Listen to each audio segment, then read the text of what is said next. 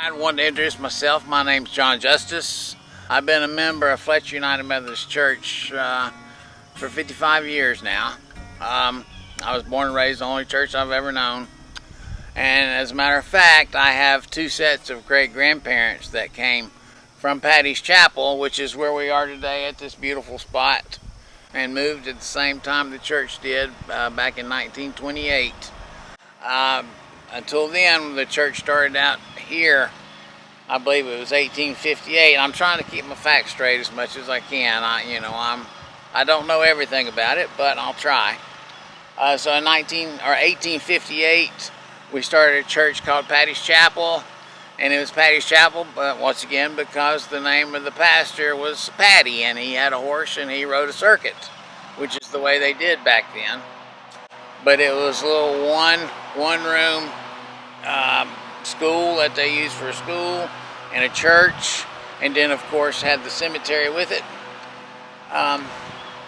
And we were at that church for 70 years, actually, in a one-room church for 70 years, until we moved to Fletcher, to the site that we are today, that we were given some property from the Plumleys and Fletcher, and there's some descendants that actually still go to our church from the Plumleys and the Fletchers. But we won't get into all that, but I will say that it was a tough choice, just like we had a tough choice we made a while back for the when we built our addition. There was some controversy as whether we should do it or not, but once again, it is just like they did from Patty's Chapel, and they moved it 1.5 miles down the road. People got mad because now you had to hitch up the horses. It wasn't just I'm walking to church, so. But it ended up being a good thing, just like what we're doing now, and we're spreading the word just as eloquently as we possibly can, and I think we're doing a wonderful job for Fletcher United Methodist Church. Where you actually enter the cemetery, which is on the western side of the cemetery and the northwestern. Well, the original Patty's Chapel was just right down here in the corner, somewhere close to that pole over there. I don't know how factual that is, but that's what I've always been told. Once again, that was a one-room building that was used for a church and a classroom. Again, it was used for a church for over 70 years. And if you think about it, that's how long that we were in our existing building. When we built it in 1928, we were in it a little bit over 70 years before we were able to expand on to where we are now, which is we're growing and doing some wonderful things. And a little bit about the cemetery here.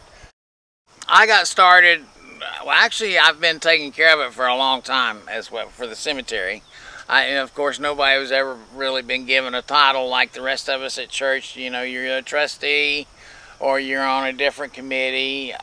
It was one of those things that John Lewis, people still remember, of course, took care of it for a very long time, managed everything, but he did most everything up in his head. So when John started getting sick, I got with John and we started collaborating to figure out, what could be done, some of the things that need to be transferred, because we do have money to take care of, because, cemeteries aren't cheap. But it's something that needs to be maintained, so we do have monies that E.J. Baldwin, who took care of the cemetery for a long time and gathered up, had a lot of fundraisers. But it's one of those things that we have to remember, we have to take care of this perpetually. It's not something that will stop one day and nobody's going to take care of it. But it was started out with my great-grandfather. As far as for my family, my aunt took care of it, which was my great-grandfather's daughter. She took care of it for a long time, and we're starting out back here in the backside where it's kind of a delicate subject, but we're one of the few cemeteries in Harrison County that actually had a reserved spot for black people. You'll notice back here in the back there's a lot of places that are unmarked, but they do have some little stones with some of them that have been grave sites for slaves, so we have no clue who they were, when they died, anything about them, which is really sad in a way, because we all deserve for somebody to know that we were here on this earth and that we did make a statement. This is managed by another church. It used to be on St. John's Road, but they've since moved but they manage this whole section of the cemetery. And of course, they're not in an area where they have to stay. They can come, of course, anywhere they want. We don't discriminate against anybody. So I want to get that out there and make sure that everybody understands that. But while we're down here, I would like to point out that every year on Easter morning, the preacher comes out and we have a sermon out here at daybreak. And it's the weirdest thing and it's the funniest thing, because we normally have somebody playing the bagpipe. And if you'll notice, you can't see it, but most of the time the fields are empty.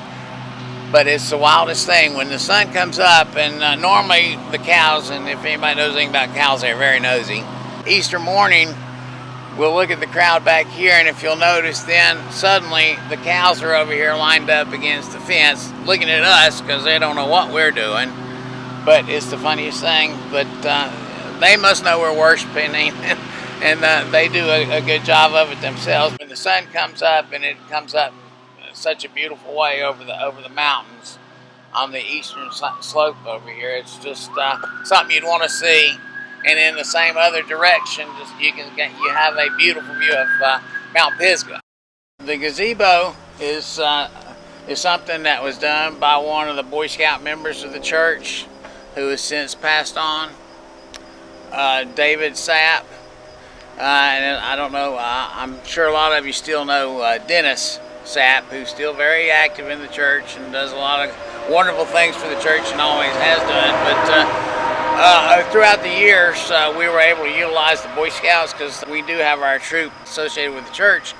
And if anybody's familiar with the Boy Scout system, these guys are looking for projects because they have to complete a project. Some of the bigger projects are, once again, the gazebo that we have here that's been here since the 80s. As a matter of fact, he was a Boy Scout about the same time I was.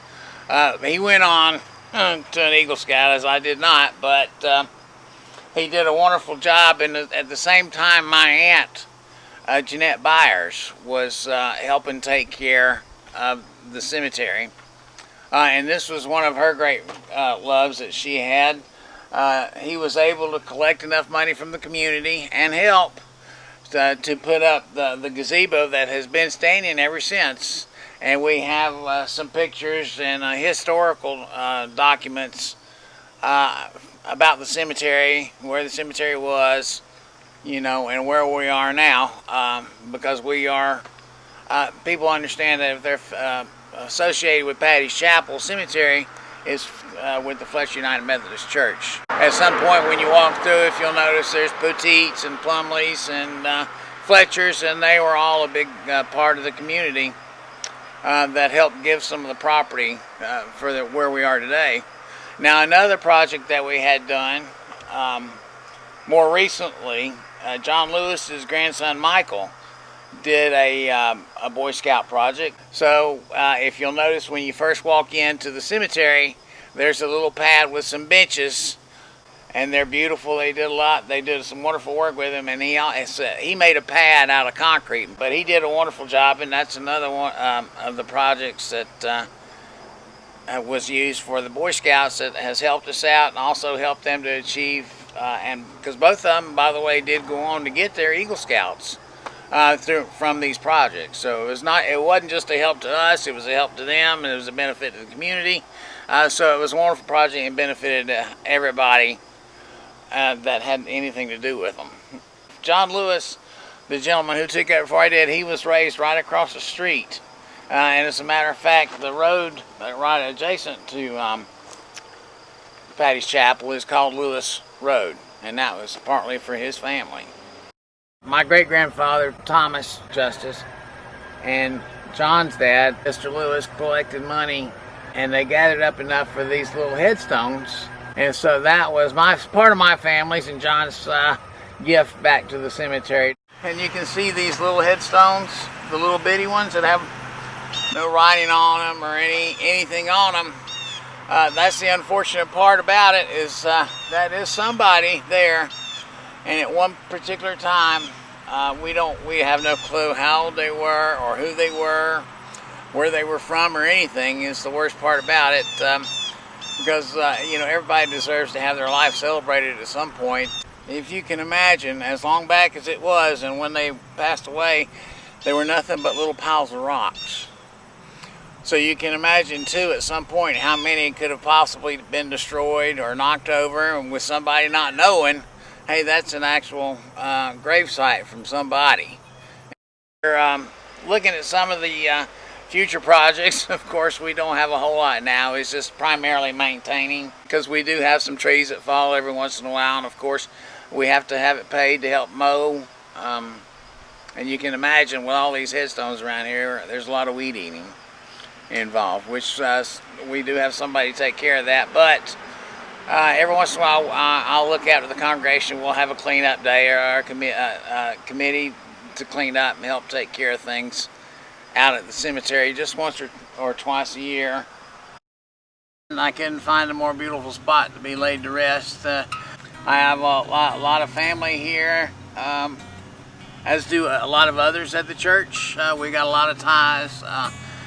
I feel very fortunate to have been a member of Fletcher Methodist Church. That's the only church I've ever known. I know people get sick of hearing me talk about it, but it's one of those things that that's all I know. You know? So I'm passionate about the church and what I want for the church and see it going. And that's one of the reasons that I wanted to make sure that Patty's Chapel is taken care of, because members of my family have been doing it for years, and I'm happy to do it because it is something that my family has done in the past. So I certainly don't mind continuing on doing it, and will do so as long as I can, as long as I'm physically able and mentally able. And we are trying to get things straightened out so we have more paperwork, so we know when somebody calls or says that they need to be laid to rest at certain areas, something that we actually have paperwork now that that we can follow with and take care of it and make sure things are handled the correct way. So anybody who is looking for a spot, we're always our doors are open.